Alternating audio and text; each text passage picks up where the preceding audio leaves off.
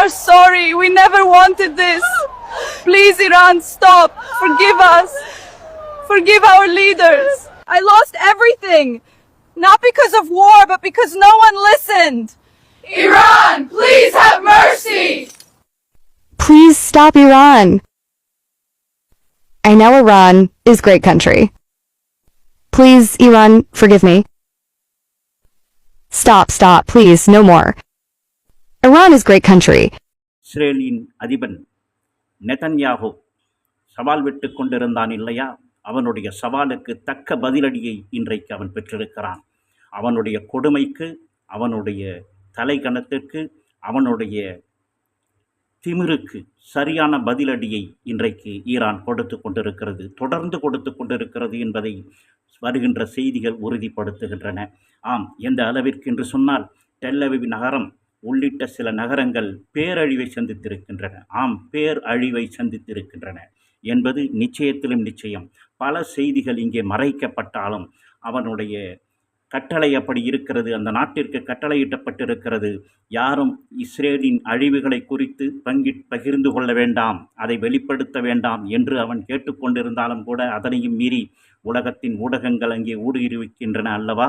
அவைகள் வெளிப்படுத்துகின்ற செய்திகள் மக்களை பேரதிர்ச்சிக்குள்ளாக்குகிறது. பேரதிர்ச்சி என்று சொன்னால் இது இஸ்ரேலுக்கு பேரதிர்ச்சி. மற்ற நாட்டு மக்கள் அனைவரும் இதை கொண்டாடுகிறார்கள், வரவேற்கிறார்கள் என்று சொன்னால் அது மிக இல்லை. ஆம், எந்த அளவிற்கு ஈரான் ஏமாற்றப்பட்டது என்பதை பாருங்கள். அவர்கள் 6 முறை தொடர்ந்து பேச்சுவார்த்தை நடத்துகிறார்கள் அமெரிக்காவோடு. அமெரிக்கா அவர்களை வலியுறுத்துகிறது. அணு ஆயுத தயாரிப்பில் கட்டுப்பாடுகள் தேவை என்று அவை வலியுறுத்துகின்றன. இஸ்ரேல் இதற்கு பின்னே இருக்கின்றான். இதையெல்லாம் ஈரான் நன்கு அறிந்திருந்தாலும் அவர்கள் பேச்சுவார்த்தைக்கு உடன்பட்டார்கள், பேசிக்கொண்டிருந்த போதுதான் கடந்த வெள்ளிக்கிழமை நாட்டின் எந்த விதியும் பின்பற்றாமல் அவன் திடீரென நுழைந்து ஒரு நாட்டிலே தாக்குதலை ஏற்படுத்துவது என்பது எத்தகைய அட்டூழியம் என்பதை உலகம் அறியும். அந்த அளவிற்கு அவன் தன்னுடைய அட்டூழியத்தை தொடங்கினான். அதைத்தான் அயதுல்லா கொமனி அவர்கள் சுட்டிக்காட்டினார்கள். ஈரானிய தலைவர் அவர் சொன்னார், போரை நீங்கள் தொடங்கிவிட்டீர்கள், முடிவை நான் எழுதுகிறேன் என்று சொன்னார். ஆம், முடிவை எழுதுவது நாங்களாகத்தான் இருப்போம் என்று சொல்லிவிட்டு தொடர்ந்து அவர் தங்களுடைய தாக்குதலை தொடங்கினார்கள். அதனுடைய விளைவு இஸ்ரேல் இதுவரை சந்திக்காத பேரழிவை சந்தித்திருக்கிறது. இதுவரை சந்திக்காத பேரழிவு. ஆம், மக்கள் பதறி ஓடுகிறதை காட்சிகளை பார்க்கிறோம். இந்த அளவிற்கு அவர்கள் தாக்கப்படுவோம் என்று யாரும் எதிர்பார்க்கவில்லை. அயன் டோம் இருக்கிறது எங்களுக்கு பாதுகாப்புக்கு என்று அவர்கள் கொக்கரித்து கொண்டிருந்தார்கள். அந்த அயன் டோமை மீறி இன்றைக்கு ஈரானின் ஏவுகணைகள், ட்ரோன்கள், வெடிகுண்டுகள் அங்கே விழுந்து கொண்டிருக்கின்றன. அந்த நகரங்கள், கட்டிடங்கள், வானளாவிய கட்டிடங்கள் எல்லாம் சீட்டுக்கட்டுகளைப் போல உதிர்ந்து கிடப்பதை பார்க்கிறோம்.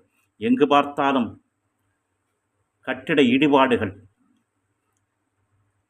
தீப்பிழம்புகள், மக்கள் கதறுகிற ஓலங்கள், இவையெல்லாம் காசாவிலே கேட்டுக்கொண்டிருந்த நினைவு இருக்கிறது இல்லையா? ஆம், காசாவிலே அந்த அப்பாவிகள் எந்த அளவிற்கு துன்புறுத்தப்பட்டார்கள். வெறும் மக்களை நோக்கி போராடி கொண்டிருந்தான் இந்த கயவன். தன்னுடைய ஆயுதங்களை கொண்டு மக்களிடம் போராடி கொண்டிருந்தான். மக்களோடு மக்களாக அவர்கள் நின்றிருந்தார்களே அந்த குழந்தைகள், அவர்களை கொன்று கொண்டிருந்தார்கள். அவர்களுக்கு வருகின்ற மருத்துவ உதவிகளை தடுத்து கொண்டிருந்தான். அவர்களுக்கு வருகின்ற உணவுப் பொருட்களை தடுத்து கொண்டிருந்தான். பசி பட்டினியால் அவர்களை சாகவிட்டான். இந்த கொடுமைக்கு இன்றைக்கு அவனுக்கு சரியான பதிலடியை, தக்க பதிலடியை ஈரான் கொடுத்து கொண்டிருக்கிறது. இந்த ஈரானின் இத்தகைய தாக்குதல்களை உலக மக்கள் இதுவரை இல்லாத அளவிற்கு இந்த போரிலே ஆர்வம் காட்டி அவர்கள் இஸ்ரேலின் அழிவை ரசிக்கிறார்கள், மகிழ்கிறார்கள் என்று சொன்னால் இது கொடூரமானதல்ல. ஒரு கொடுங்கோலன் வீழ்த்தப்படுகிறான் என்பதைக்கான மகிழ்ச்சியின் வெளிப்பாடு அது. ஆம், ஒரு திரைப்படத்தில் வில்லன் வீழ்த்தப்படும் போது மக்கள் கரகோஷம் செய்கிறார்கள் இல்லையா? அப்படித்தான் இது. இவன் பெரிய வில்லன், இந்த உலக மக்களை அச்சுறுத்தி கொண்டிருந்த வில்லனாக இவன் இருந்தான். இவனுடைய முசாட் படை எந்த அளவிற்கு கீழ்த்தரமான வேலைகளையும் உலக நாடுகளில் செய்து கொண்டிருந்தது. அது எல்லா தாக்குதல்களையும் இவர்கள் நடத்திவிட்டு பழியை இஸ்லாமியர்கள் மேல் போட்டுக் கொண்டிருந்தார்களே, அந்த மொசாட் அதனுடைய அயோக்கியத்தனங்கள் இன்றைக்கு மக்களுக்கு அம்பலமாகி இருக்கிறது. இந்த மொசாட்டின் காரணமாகத்தான், இந்த அயன்டோம் இருக்கிறது என்கின்ற ஒரு கர்வத்தின் காரணமாகத்தான் இஸ்ரேல் இத்தகைய ஆட்டங்களை தொடர்ந்து அட்டூழியங்களை நிகழ்த்தி கொண்டிருந்தான் பாலஸ்தீன மக்களின் மீது, காசா மக்களின் மீது. ஆனால் இன்றைக்கு அந்த அயன்டோம் என்கின்ற இவர்களுடைய கனவு தகர்ந்து போயிருக்கிறது. அயன்டோமை மீறி ஈரானின் ஏவுகணைகள், ட்ரோன்கள், வெடிகுண்டுகள் இங்கே வந்து விழுவது எப்படி என்று இவர்களுக்கு தெரியவில்லை. அந்த அளவிற்கு அங்கே இவர்களுடைய தொழில்நுட்பம் தோல்வி அடைந்திருக்கிறது என்பதையும் இவர்கள் இன்றைக்கு ஏற்றுக்கொண்டிருக்கிறார்கள். அந்த கர்வம் உடைந்து போனது, இவர்களுடைய பாதுகாப்பு உடைந்து போனது. இன்றைக்கு இவர்கள் அச்சப்பட்டு கொண்டிருக்கிறார்கள். சொல்லப்படுகிறது, இஸ்ரேல் தன்னுடைய விமானங்களை எல்லாம் வேறு நாடுகளில் கொண்டு போய் நிறுத்துகிற அளவிற்கு அவர்களுடைய நிலைமை அங்கே கட்டுப்பாடற்று போய்விட்டது. அங்கே அவர்களுடைய பாதுகாப்பு கேள்விக்குறியாகிவிட்டது. ஆம், நெத்தன்யாகுவே அங்கே இல்லை என்கின்ற செய்திகளும் வந்து கொண்டிருக்கின்றன. இவர்களெல்லாம் தப்பித்து ஓடுகின்ற இந்த சூழலை ஈரான் உருவாக்கி இருக்கிறது.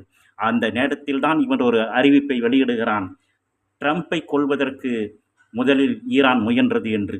எப்படி கோர்த்து விடுகிறான் என்று பாருங்கள். இவனுடைய இந்த மாய்மாலங்கள், இந்த அயோக்கியத்தனங்கள், இந்த புறம் பேசுவது, இந்த ரவுடித்தனம் எல்லாவற்றுக்கும் இன்றைக்கு முடிவுரையை எழுதி கொண்டிருக்கிறது ஈரான் என்று சொன்னால் அது மிகையல்ல. Iran, we beg you, please stop the attacks. Half of Israel is gone. We surrender. Just stop this destruction. ونحن اليمين وأنتم الشمال ونمحق راية سفيانكم ندوس عليها بأنقى النعال